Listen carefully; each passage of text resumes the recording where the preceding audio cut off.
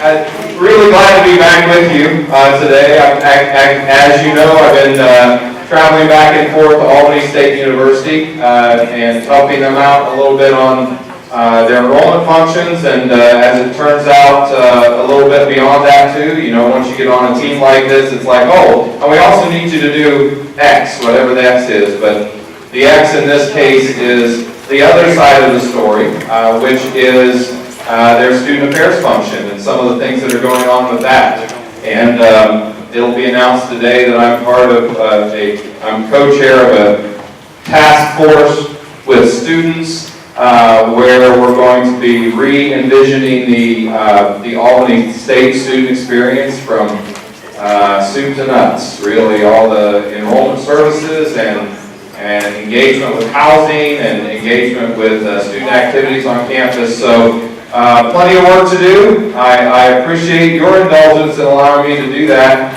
And as I've said in my emails to you, the only reason I'm able to do that is because we have such a strong institution, strong leadership here. Over the last 2 weeks, several Albany State people have been on our campus for the Advising Academy, and then also yesterday, last few days, they've had the Chief Business Officers meeting here on our campus. And to the person that has come back from that, they said, you guys have an awesome place. Matter of fact, the Chief Business Officer down there said, your place rocks.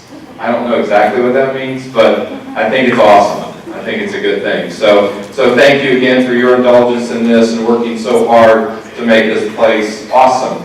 So we're going to do a little bit of housekeeping. The first housekeeping thing I want to do is really kind of an announcement, but I'm going to do it. Where's Evan? Is Evan here? Evan's right back there.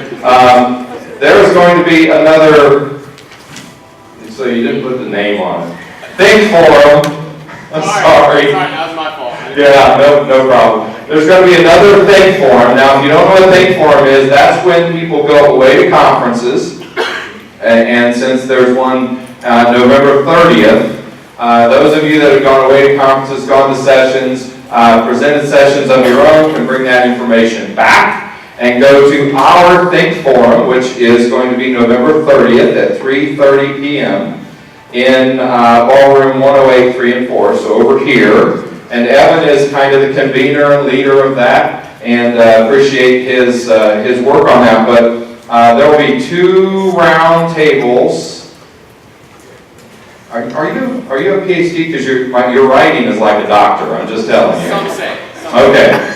But one of those will be enrollment services, enrollment management style, and one of them will be kind of student affairs. So we want to really invite people from both sides of the division into this, because I know there have been some great enrollment management conferences this fall with GACRO and SAEM and all of those pieces, and then there are others for the student affairs side, SACSA, and so there have been some others on that side too.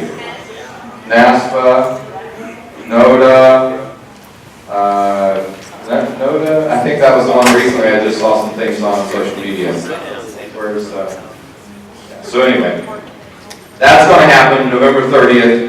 Put it on your calendars. Do not miss it. It's going to be an awesome time. Really need some great people there. And it's really just exchange of ideas of what you brought. I hope to be there because I went to a meeting out in Washington of EAB, which is the Education Advisory Board. Some of you know it because we do the Student Success Collaborative and some other things with them. But this meeting was the Student Affairs Forum, and it was talking all about student mental health. It was talking about students in crisis on campus, talking about students with needs, food insecurity and housing insecurity, those kind of things. So I will hope to bring, if I'm able to put that together, I hope to bring that back to the Think Forum for this fall. So thank you for doing that. The other thing I want to do in housekeeping is to introduce or have people introduce themselves that are new to the division and have not yet been introduced. And I think we have several in our audience today. So what I'd like you to do is stand up, and then I will come to you with a microphone. You introduce yourself, say what office you work at or in, and then where you've come from. Immediately prior to this, where were you working or what did you do? Okay, so go ahead and stand up if you have not yet been introduced to our department, our division. Hello, my name is Gourley. I'm with Vice President Student Affairs and Enrollment Management. I'm coming immediately from the library circulation staff, and my background is more directly associated with education, specifically secondary. And I'm happy to be here and to meet you all. Let me know if I can help.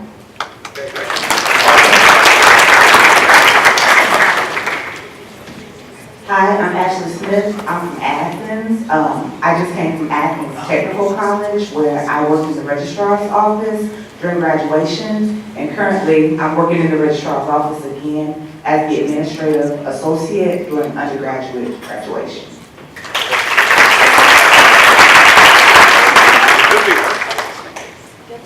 Good morning, everyone. My name is Jamie Halsey, and I work in the Department of Admissions. I'm one of you adult learner recruiters, helping to get that program up and running full speed. My background came from the federal government, public service for 20 years, and also background in the private sector.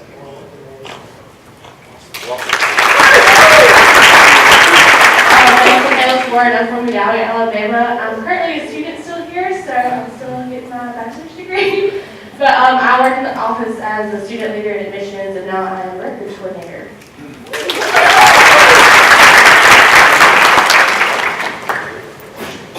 Hello everyone, my name is Felicia. I am transferring from the call center, and I currently work in the Enrollment Services Center as the support administrator, working with local action.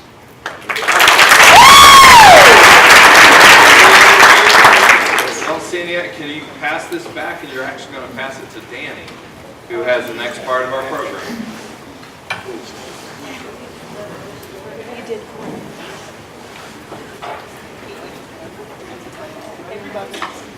Ladies and gentlemen, Danny.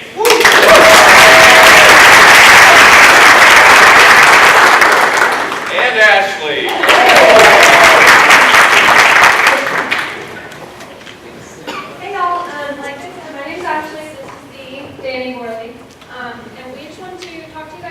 About the Best of the West committee. I'm currently chair for the division-wide, and Danny is co-chair for the university-wide committee.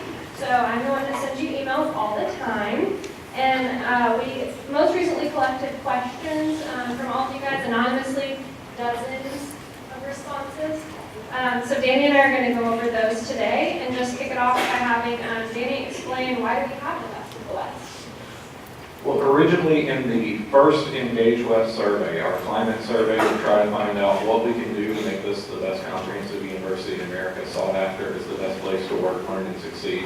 We got feedback from all of our employees that, there's a lot of good work happening out there, and we don't have enough opportunity for recognition. So the campus wanted more recognition opportunities, and Dr. Morero said, well, this is a way we can do this with this Best of the West program. And a little interesting tidbit, in the original concept, it was supposed to happen 4 times a year, and they decided to scale it back to 3 just to make it a little less frequent, a little more impactful, and to work better with everyone's schedule. So one of the other questions we got are, what are the qualifications for being nominated? So the Best of the West program started out as an individual award recognition, and each person who was a winner had to have been employed at least 1 year and not be under a performance improvement plan. And it has expanded a little bit so that we now have team awards as well, and we'll talk about that a little bit. But again, it happens 3 times a year, and then it culminates at the end of the year with faculty, staff, and employee of the year awards. And there's some monetary compensation that comes with those awards, and for those people, even the coveted parking spot. Do you accept bribes?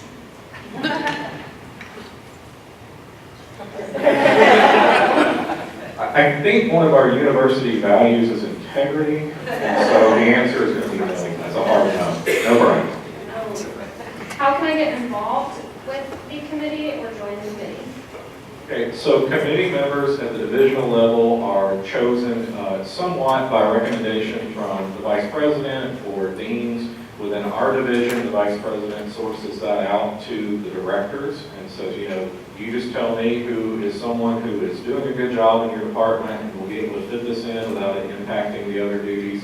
And there's a rotational basis on the committee in our division so that we have enough people changing in and out, and we have a broad representation across the division. Teresa helps keep an eye on that to make sure that we get some different folks in different departments recognized on that committee.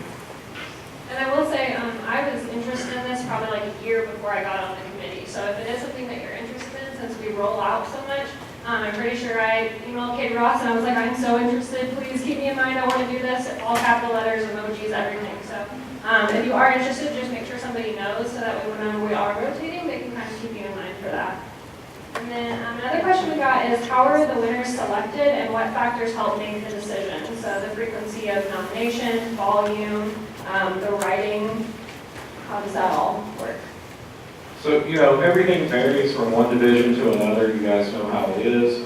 The Division of Student Affairs and Enrollment Management has very high standards. So honestly, within this division, it's been my experience when I served in Ashlee's role, and from what I hear from her even today, the quality of the writing means a lot. And I don't mean that you need to be a novelist or an essayist.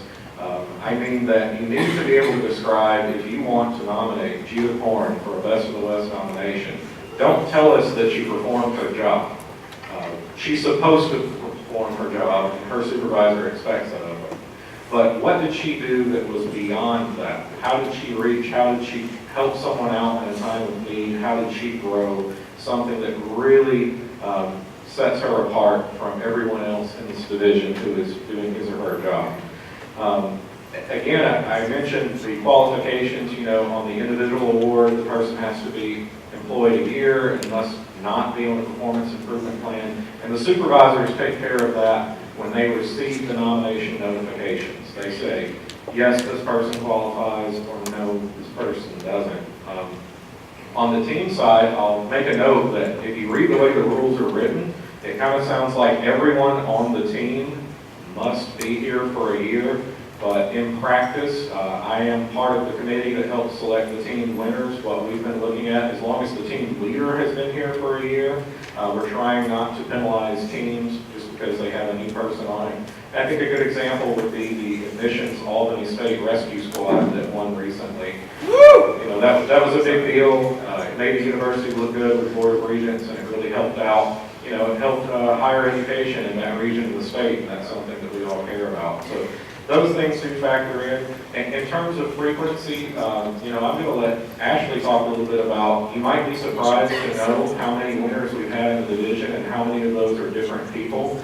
But in my experience on the committee, we try not to penalize. You know, if Clint Backstrom is awesome and he's already won 2 or 3 times, just because he's already won, we don't want to not look at his nomination again, especially if he did something great. Even, I know I've been in the table where there's been conversations about, we've had a lot of winners in this department before, and looking closely at trying to spread that around while still picking out the best nominations and not overlooking something great. But Ashlee, can you tell us a little bit about those winners I mentioned? Yeah, so don't quote me on this. Danny and I discussed what type of jumpsuits we would choose if we went to jail for being audited for our spreadsheet that keeps all of this information intact.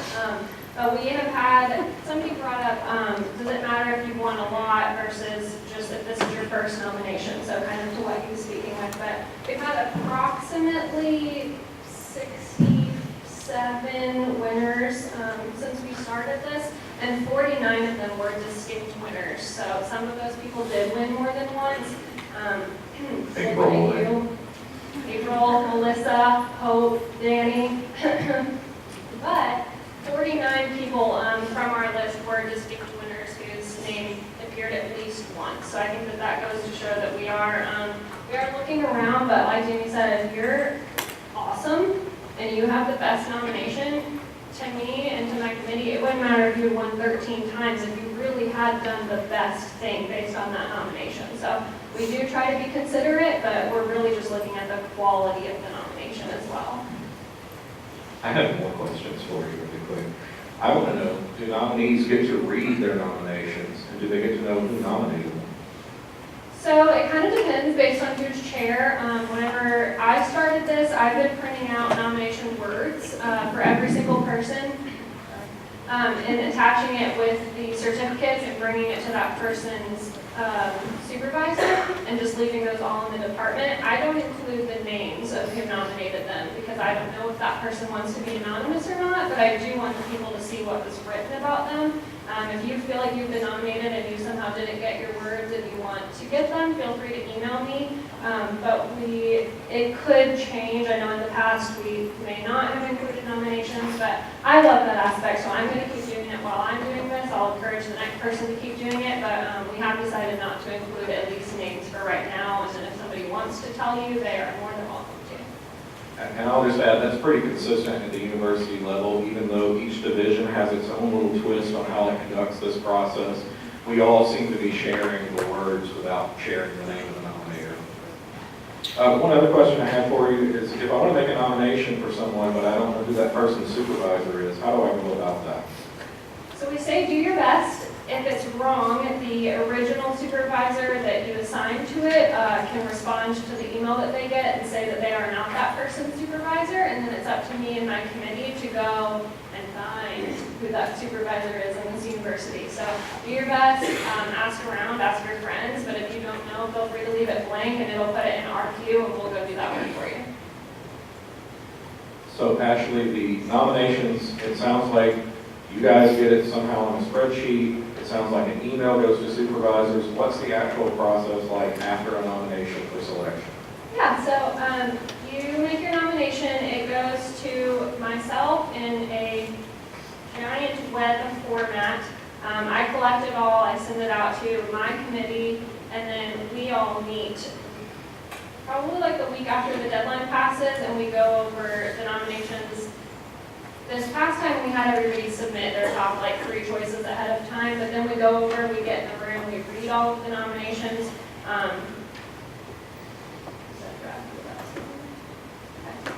We read all the nominations and we make our decisions based on, like Danny said, who's going above and beyond. So if you are in a customer service role, you are essentially expected to be a wonderful customer service representative. So we are looking for things that are not included in your job duties that took extra time, where you went above and beyond to make a difference for somebody. So a lot of nominations get submitted about somebody's character, and we do have exceptional employees at this university, a lot of people with good character, but we hope you have good character. So we are looking for that above and beyond, and I hope that this Q&A format can kind of clarify what's in our heads whenever we're picking winners.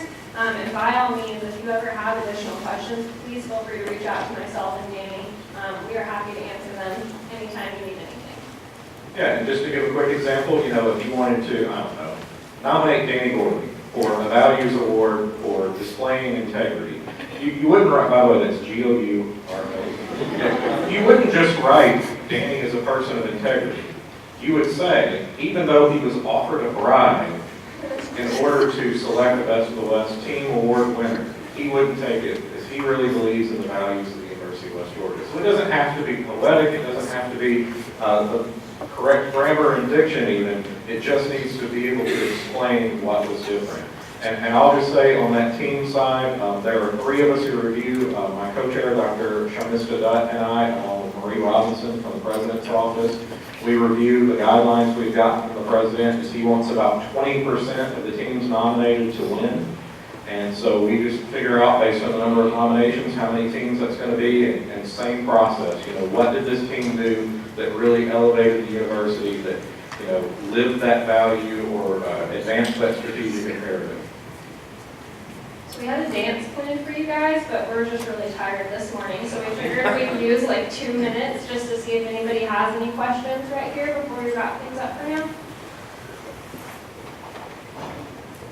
All right, thank you guys.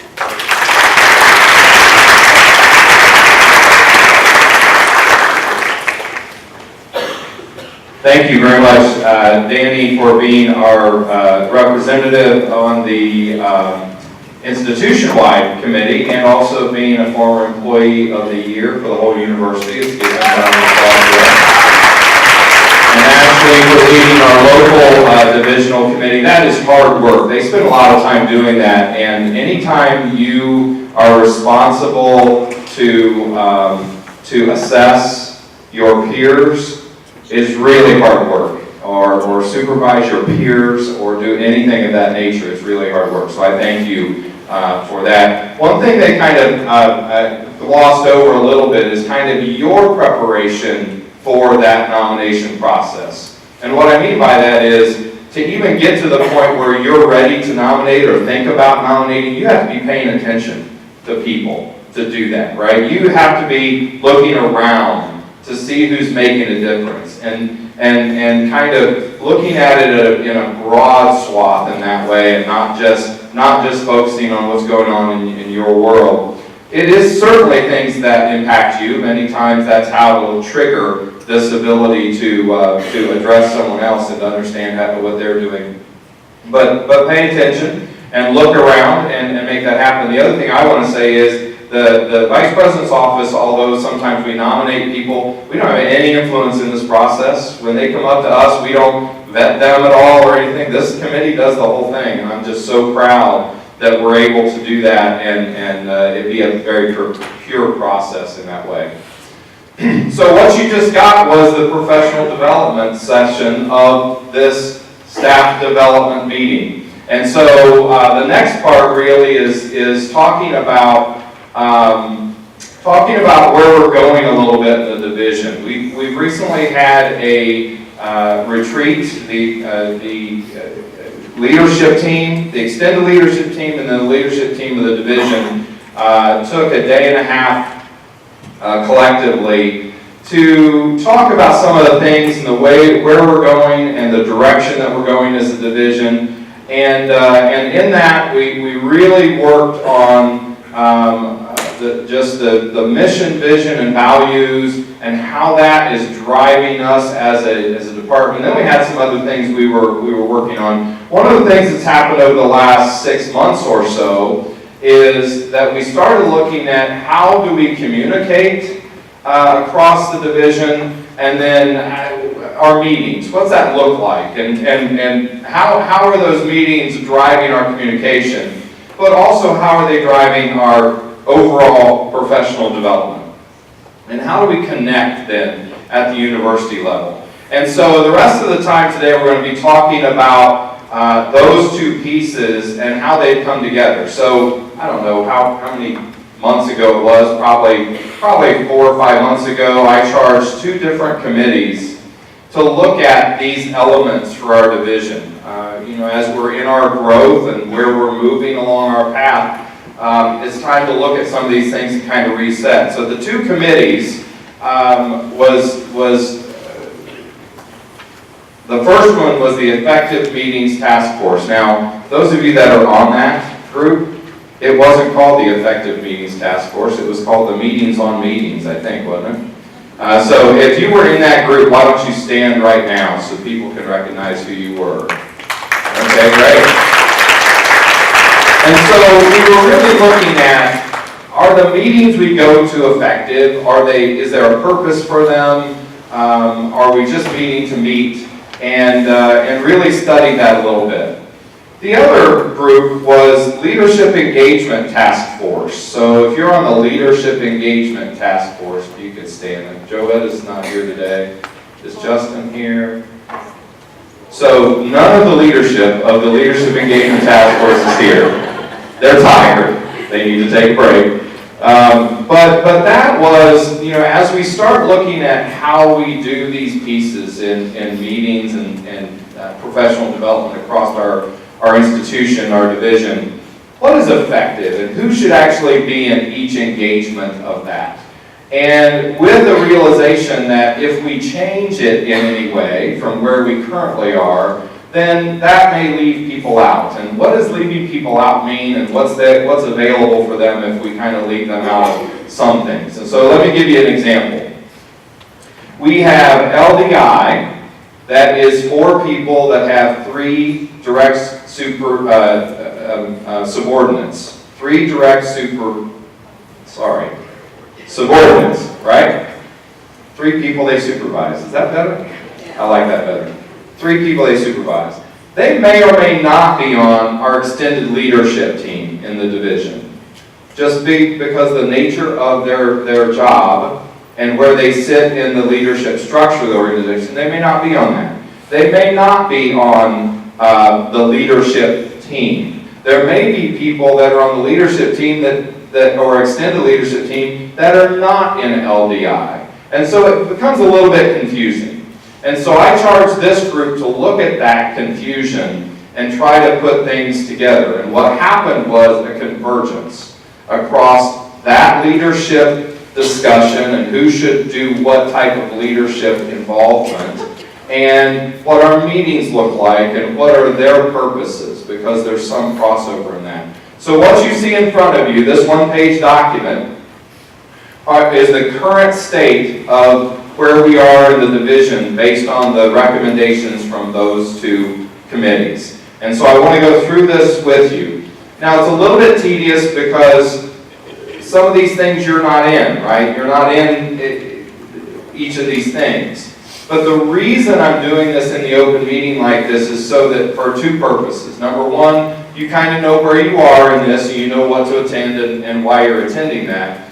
But even better than that, you will know what is available out there for your own growth if you choose to keep moving up in the division and seeking other leadership roles. But you will also hold your leaders accountable for the content and the information that comes from these other places where you're not attending. And so the concept here is this is also a communication tool. That when leaders go to these meetings, they should be coming back to your departments and reporting out what happened there. You know, to the extent that we're able to do that, and it's not confidential, so that people are more and better informed about what their experience is and what's going on at the university, what's going on in the division. So ultimately, both of these things, both of these task force really came out of the Engage West results of communication and climate and supervision, those kind of main areas that are still issues within, or still things that we want to develop and be concerned about in Engage West. So this is Engage West in action. So when you get your Engage West survey in February, you can realize that we're doing some things towards these pieces, right? Okay. So the charge of this first committee, the Effective Meeting Task Force, was really to envision the meeting structure and how it supports communication development or employee development and leadership. And then, that's for both of these together. And then the secondary purpose is to improve the communication. So we've developed a new leadership and professional development scheme. So I want to go through this just briefly. I'm not going to take a whole lot of time on it, but I'm going to talk a little bit about each one just briefly. So executive leadership is what we will now be calling, what used to be called the leadership meeting. It's going to be called executive leadership. And what that really means is the directors and the vice president's office. So we've been doing that meeting every month, and we will continue to do that meeting. Hasn't changed anything but the name. The second one is extended leadership. And this changes a little bit. We've been doing this one. We've been doing it monthly. We've been doing it on the off weeks. So what our meeting structure has been currently is every Thursday, almost every Thursday there's a meeting. Sometimes it's leadership team, which is the directors. Sometimes it's extended leadership team, which at this time was the directors and a lot of other people with them. Mostly associate directors, but sometimes assistant directors. And then on the third, not necessarily the actual third, but the third Thursday of a month, then we would do staff development meetings, right? And that's a rotation that we've been doing. So this changes a little bit. Extended leadership, and we'll get down to the meeting scheme down at the bottom, but extended leadership team, the original intent for that was to develop the second in command people to be able to be ready to sit in the seat should the director leave or win the lottery or whatever they're doing, right? And so we're getting back to that original intent. And what we did, and this is where the confusion came, when LDI came, we essentially ended up doing almost everybody that was LDI in this extended leadership team because there was some confusion around this. So we're going to block the confusion. We're going to get back to the director and the person that would be naturally sitting in that seat that's in charge of that department when that director is not there. Okay? And it's a development scheme. It's so that that person can get director level development so that they're able to take that. I think we've actually done this pretty well as a division anyway, because again, in our division, almost every place, if the director is not there, there's someone that's kind of in charge and things just keep running very, very well. So we've done a pretty good job of this, but this is formalizing it. So that's extended leadership team, the director and the second in command. Don't have a good name for that other than second in command because sometimes it's assistant director, sometimes it's not a director title at all, sometimes it's an associate director, whatever it might be. Mostly in our division now, it's associate directors. And then we're going to create this, what we call aspiring leaders. And this is kind of a little more of a free form. So anybody who doesn't fit into those two top categories that have more formal meetings, then can be in this next, but mostly at the assistant and associate director level that are not on this extended leadership team. Okay, and I'll talk a little bit about what that is down at the bottom, but again, there's this next level. This committee and I were very, very concerned that there are currently people sitting on extended leadership team that get this level of work every month, this development every month, but now because of the new scheme, they will not be in that meeting. So we wanted to have a level of development in that, and that's where those people will be involved with, among others. Then we have the normal university stuff, right? Engage West Leadership Development Institute, that's anybody with 3 or more direct reports. That's a much better way to say that, 3 direct reports. Engage West Fellows, we have this term, we have Dr. Whitaker is our lone representative in the Engage West Fellows. Then Engage West Emerging Leaders, and we have, I think 3, right? Justin and Jennifer. Is there one more? And Emily, there she is, yeah. In the Emerging Leaders, and they monthly have really a full day retreat, or about a full day retreat, that they're learning some of the leadership things that they're going through that we really don't have any other place in the university to do that. And then of course Engage West Staff Edition. And that is everybody in here has the ability to go to Engage West Staff Edition. Given, again, your job responsibilities and all of those things working out, you have the ability to have that overall engagement. So the concept was that everybody should have an opportunity beyond this meeting to be in something, to get some kind of additional professional development at the university level. And sometimes that becomes a little more formalized, sometimes that becomes a little, sometimes even external. These things aren't external, these are internal, but you're open for opportunities beyond that. So let's just jump to the meeting scheme, because this kind of ties it all back together. So those groups of people exist, right? Now we're going to go to the meeting scheme. And there were lots of recommendations about this, not only about the scheme itself, but about the effectiveness and the purpose of those meetings. And that's probably the thing that's most important in this. And we're not going to go so deep into it that we have bylaws and all those kind of things and run Robert's rules and all that. But we're going to hold ourselves to what we say our purpose is for the meeting and what we say the function is for that meeting. And that will become clear as I kind of read through this. So the first one is a slight change in name. And that is where you're sitting right now. Until this moment, we have called this our Student Affairs and Enrollment Management Staff Development Meeting. We are now going to be calling it the SAEM, or Student Affairs and Enrollment Management, All Staff Meeting. Okay? It's a minute change that means a lot to the people who were talking about these meetings. Because what we do sometimes is what we're doing right now, and we conduct university business, and it's not really professional development, it's just university business, right? And so that is why that change is being made, all staff meeting, and that's what we'll start calling it from now on. When we redo all the schedule for the meetings that Teresa just sent out not too long ago, we won't have to do it completely, but it'll be called all staff. And it'll be, sometimes it will be business like this.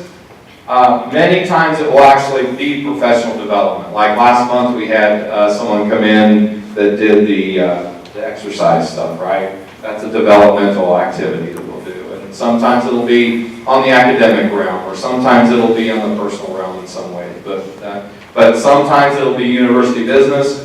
We have to have a place to do Engage West rollouts. We have to have a place to talk about the budget at times, those kind of things. This is the place to do it in a whole staff meeting, and it'll be called an all staff meeting. Then, so you can see the notes around that. Then the executive leadership team, again, which has been just the leadership team, excuse me, it has been the leadership team, and it will continue to do so, and it will meet monthly. It is a tactical and strategic meeting.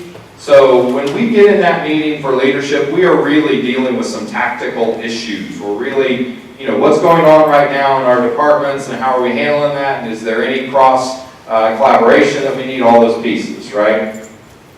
The proxy is permitted in that, so sometimes the director or someone might be gone, and so yes, we do want someone from the department to be sitting in on those meetings to have that conversation. And usually it'll be that second in command person, okay? But the directors get to choose that. If it's not them, they get to decide who comes to that meeting and represents.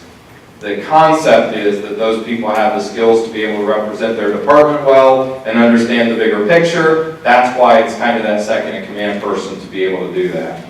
And then they even put in here that it'll be a U-shaped or conference table so attendees can see one another. So they got pretty specific about some of this stuff. Then the extended leadership team meeting. So this has been, again, the extended leadership team is changing slightly to just the directors and the second in command, but the purpose is about the same. The real difference here is you see it says 3 times per year plus LDI. So this is the developmental meeting. This is really one where we are helping those second in commands become more director-like and understand broader and discussing then divisional topics in a broad sense. But it's only 3 times a year because we've changed it. LDI is also one of these, right? So everybody in this meeting will also be an LDI. So we didn't want to overlap all these things. So we have LDI 4 times a year. These meetings 3 times a year, which is 7 of our months, right? And then we'll look on down and there'll be some other pieces that they're involved with because we're going to combine some things too. Small tables for collaboration. Again, the idea of this is really development.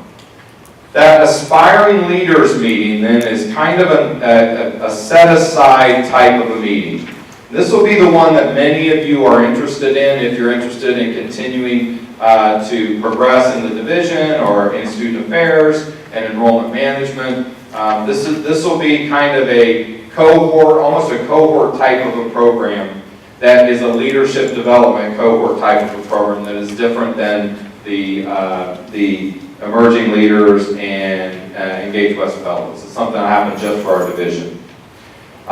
6 times per year, twice quarterly, you'll be selected into that, and we'll do something, a leadership book discussing, addressing larger division or institutional issues, probably around some kind of themes for a year. We're not really sure what that's going to look like. That same committee is going to kind of come together and maybe be a development committee for that, and we'll probably add some people to that too.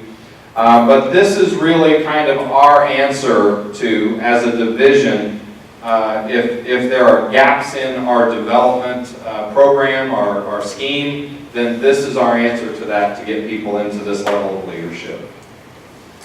Again, we have this then what's called an expanded leadership team, and this is the other 4 times per year. That's when we really get all of those together, on the leadership team, the extended leadership team, and the aspiring leaders together, and really deal with some broader topics like annual budget, Engage West rollout, strategic plan, the big rocks. Some of those things will happen in that meeting too. But it really is not the full staff development, all staff meeting, but it really will be the other 3 groups together. And so what we tried not to do was add, it sounds like there's a whole bunch of meetings here. In reality, what's happening is some of those areas are getting fewer meetings in one group and just adding the same time frame or the same amount of meetings across. So I don't think anybody except the aspiring leaders are getting any more meetings in this process. I think the committee did a really good job of that. So current amount of meetings, and actually for some of them it may reduce just even slightly. And then of course we have the SAEM huddle. You guys know this because you get, hopefully you get the huddle notes from your director. But every Monday we have a huddle. That is whoever is available at the director level to come and stand around and give a 2-minute what's happening in your area and what are some opportunities for collaboration across, what help do you need from other people. The big change there is that we're holding ourselves to 2 minutes each instead of telling our entire story for this week, next week, and last week.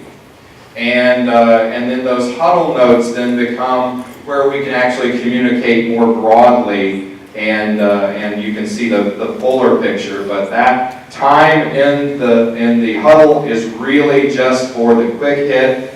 This is going on, this is what we're going to be spending our time. Watch out for these things that might happen across the university, or this might affect this, and so we're doing it, whatever it might be. It's very, very tactical and immediate tactical to be able to understand each other and help each other out. We've been using that scheme the last several weeks, and that meeting literally becomes a 15-minute meeting. And there are, again, sometimes as many as 16 or 17 people in the meeting. So it goes very, very fast. If you're not doing this in your area, just to keep up with each other every day or every week, it would be a good idea to do that. I think you should consider it because it is extremely helpful and has created a level of communication across our division that we've really never had. And so especially putting this new format in and holding ourselves to the time frames and holding ourselves accountable to that, it's made a big difference. And so with that is the whole scheme. That's the whole scheme of who's going to be in what group. We will actually, physically we haven't said who's going to be in these groups. The committee has made the recommendations, but we haven't communicated about it. So this will actually go into effect in January. So we will start this in January, okay? But we can start calling it these things even before then. But officially, you will know what group you're in and what meetings you should be coming to and have those on your calendar and start that process in January. So what thoughts do you have, what questions do you have about this?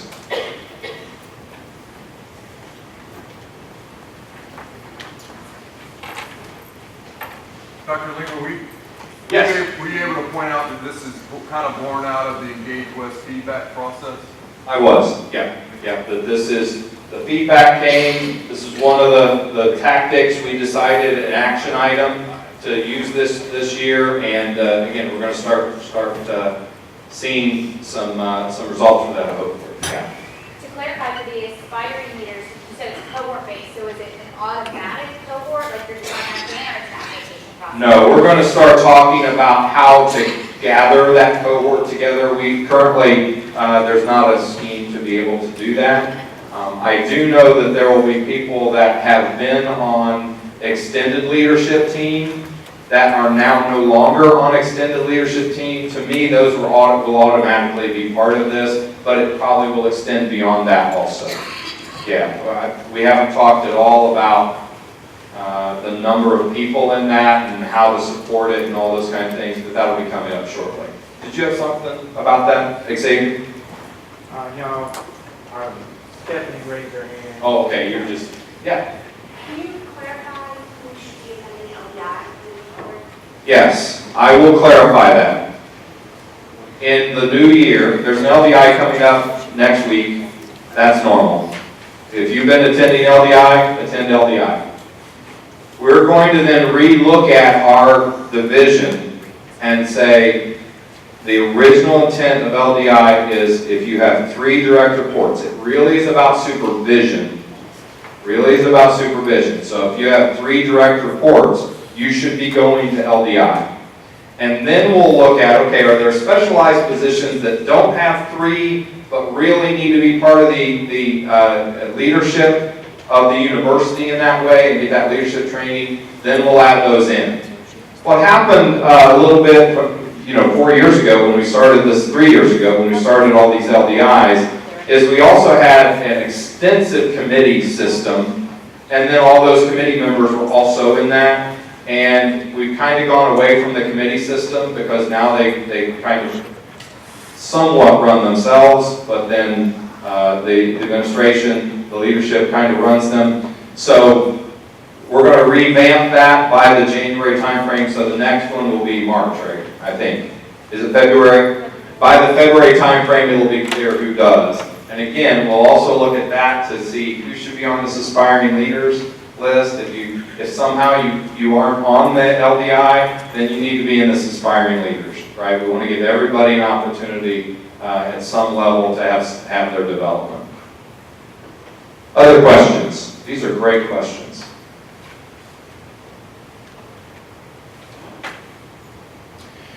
I really hope that what this will do, well, hope is not a strategy. I keep telling myself that. I really believe that what this will do is it will clarify for us the nature of how we engage. It is not meant to be exclusionary. It's not meant to keep people out. It really is to find an opportunity to put people in. And the secondary piece about the communication, I am very, very serious about that. We should expect our leaders to communicate at a level and to set a system so that communication comes into the departments and spreads throughout us. And this is a scheme that should allow that to happen if everybody is taking what they need to from those meetings and bringing it into their departments the way it should. You gain development from that. You gain information about the university. You gain engagement with the university when that happens because you see that bigger picture. You understand it at a different level. And I am very, very hopeful and sure that if we do this well and we communicate well in those meetings and help people understand what should come out of those and how that gets communicated, that it will do exactly that. It will help you feel more connected to the division, to the department, to the university, and then in that way can serve each other and serve our students better. So any last thoughts about this as we begin to implement it for January? Okay, thank you for indulging me on that. It's really important. Any last announcements? Terry? So, no, I don't think I need the mic. Yeah. If you've been on campus, you probably noticed stress is really high right now. At least we notice in our office. But next week is Random Acts of Kindness Week, and it's mostly a social media run campaign. So we would certainly appreciate any sort of involvement. It's a chance.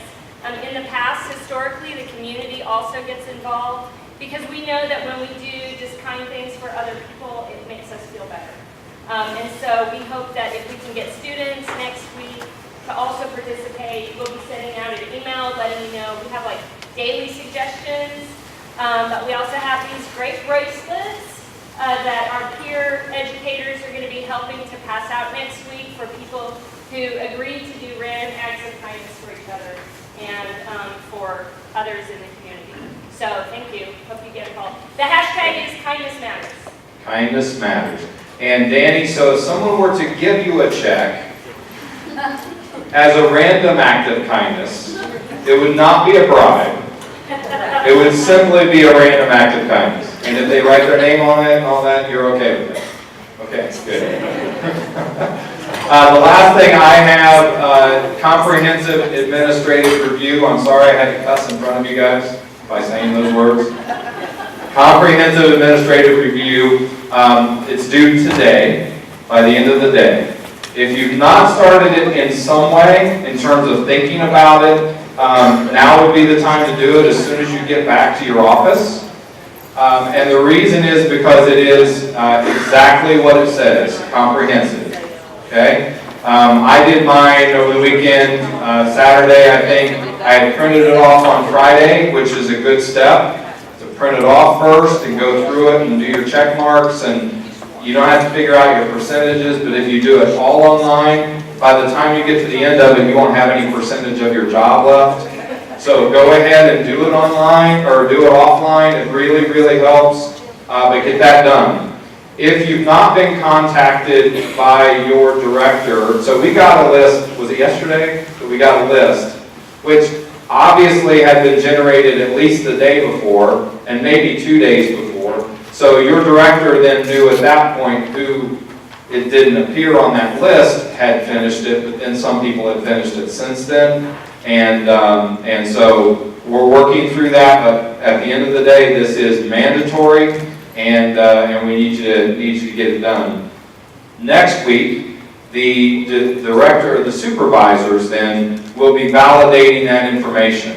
And so essentially, I think it'll be very similar to the process that you went through, but at a more macro level, they'll be able to look at the percentages, adjust those if it really isn't quite what it seems. There may be some discussion around that, so the director might come to you and say, do you really do 40% of your job on the phone, whatever that might be, right? And so that's their job. They're supposed to do that. Getting this right is important. It's important not only for the comprehensive administrative review, because I think we're going to show really well as not only a division, but also as a university. We are not too deep. We don't have that much administration. We've been pretty lean over time. But it will also help as we continue to go out with equity.